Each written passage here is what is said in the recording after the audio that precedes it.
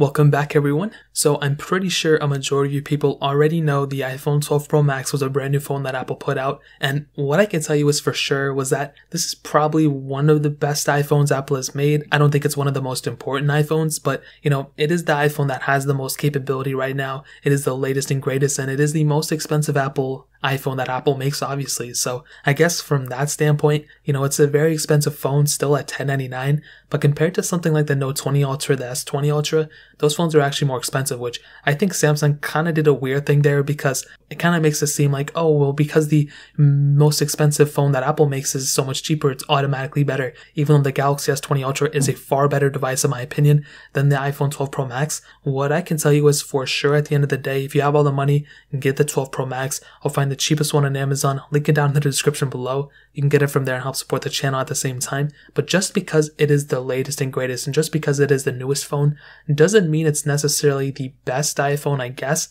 in every single category. All around, it probably is the best one, but there's a lot of things about the 12 Pro Max that really doesn't make me super happy. Now, if you don't even follow my channel at all, basically I just compare the iPhone 12 Pro Max against pretty much every single phone that's, a relative comparison, especially against its previous predecessors and all the iPhones before. And one thing that I pretty much saw was, and it'd be one thing if I just kind of looked at the specs and kind of assumed, but because I use these phones side by side and I compare them, I can tell you from firsthand, it's not really that big of a difference, especially coming from the 11 Pro Max to the 12 Pro Max. There are massive differences in the way they feel in the hand, but everything else besides that, they are almost identically the same. If you gave me an 11 Pro Max and the 12 Pro Max, and the internals were exactly the same, but the bodies were, exactly the same too. And if you gave me the 11 Pro Max and the 12 Pro Max and I wasn't feeling them, I just looked at the screens and tried to go side by side, I honestly would not be able to tell the difference. There's no features in the 12 Pro Max that make it a better deal or a better phone than the 11 Pro Max. There's nothing. The LiDAR sensor is something that probably nobody's going to use. And I'll be honest, like the build quality aspect, which was one thing that a lot of people were hyping up, I think it just makes the 12 Pro Max, it makes the bigger phone even harder to hold in the hand. And that is a huge thing to keep in mind when you're having a massive phone already like the 11 Pro Max. For a person like me who has probably smaller hands than the average person, I have to say it, I know, you're not going to be necessarily, going from an 11 Pro Max to the 12 Pro Max. If you're already thinking the 11 Pro Max is already a big phone, you're already going to feel like it's an even bigger phone with the 12 Pro Max. It's not only bigger in size, but because of the flat sides versus the curved sides, it makes it so much harder to hold in the hand. So they increased it from 6.5 to 6.7 inches, which if you like a bigger phone, then that's just even better for you. But do keep in mind, if you're struggling to hold an 11 Pro Max like I was, you're probably also going to struggle to hold something like a 12 Pro Max. The display is beautiful. I think it looks worse though than the 11 Pro Max, which is weird because they increased the size. They're supposed to, it's a more expensive phone now, but I don't know what they were thinking. But I think the display is fine for the most part. I think it's still a great phone.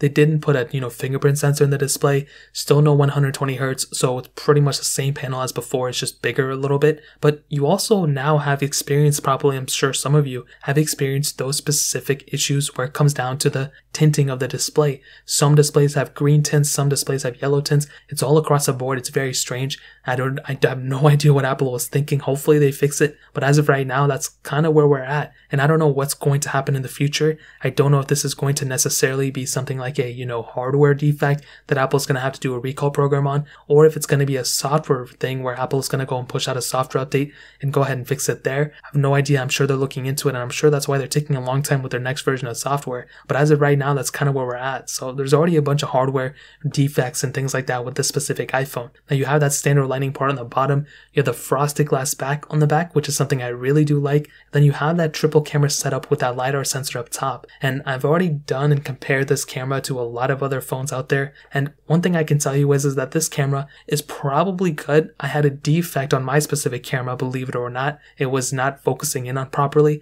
This was a brand new, if it was a used iPhone, it'd be one thing. This was a brand new iPhone I bought. I literally bought it from Apple themselves.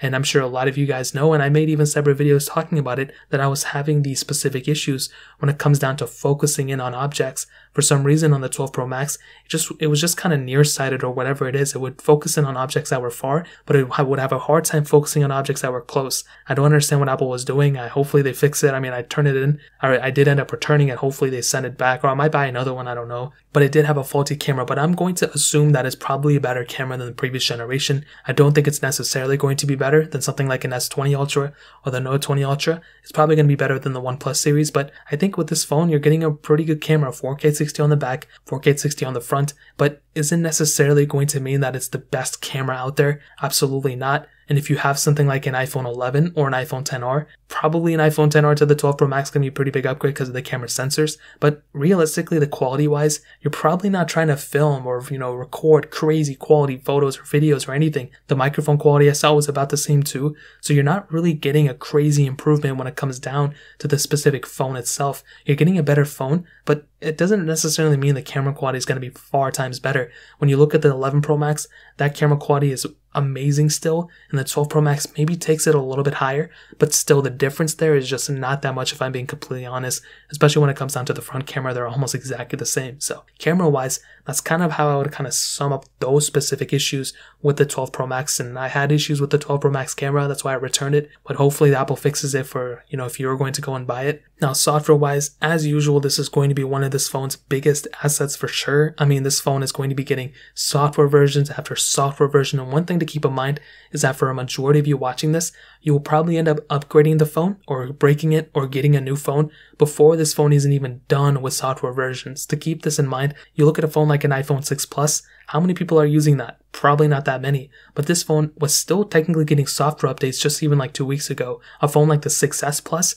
there's still a lot of people probably not even using it, but it's still getting software support. It's going to be supported up until like May or June of next year. So that's a pretty big thing in my opinion. This phone is going to be supported for a very, very long time, and I would not even be worried about, is this phone going to last a little bit longer?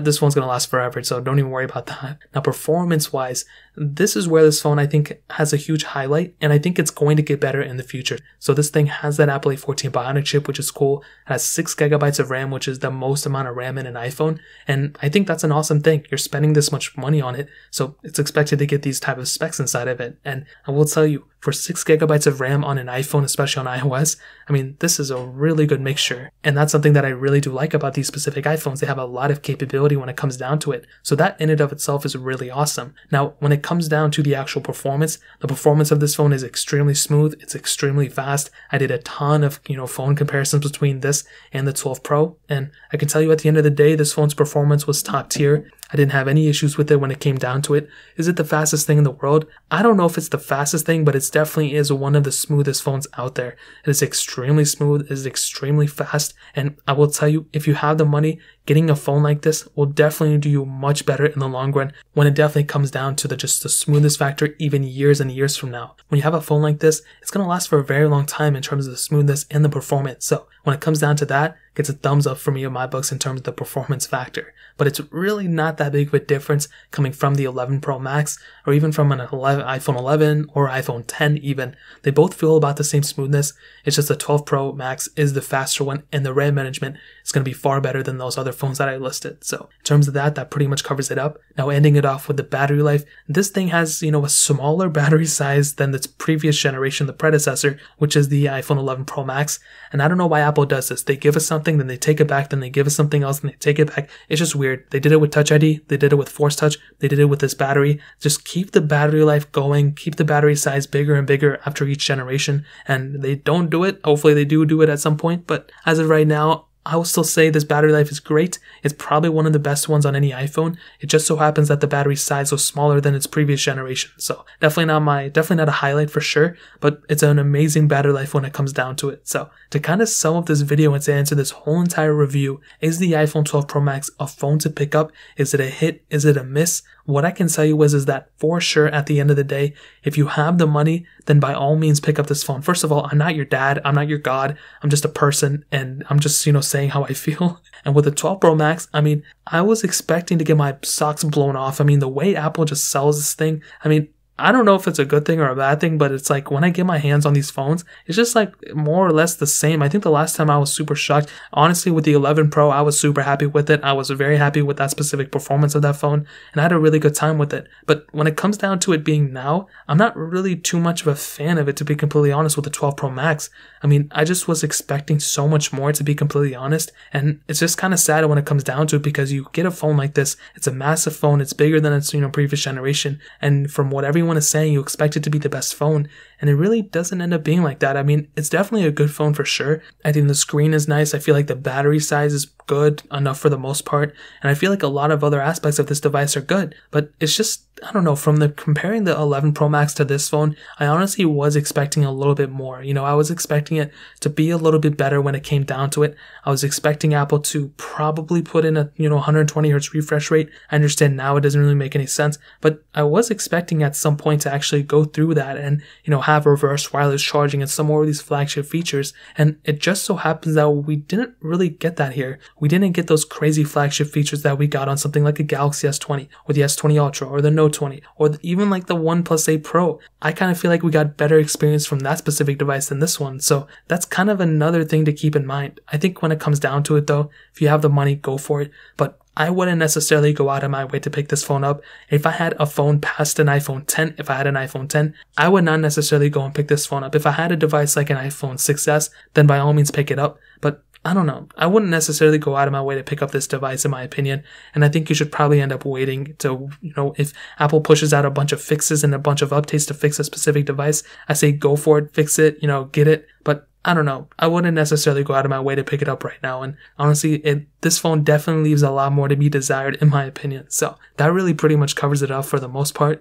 If you guys have any other questions or anything, let me know in the comment section below. Hit the like button, that would mean so much, but definitely hit that subscribe button. Every single subscriber that we get really does count. So it means so much if you guys can hit that. Also check out the other links down in the description as well. My Twitter, my Instagram, my other channels.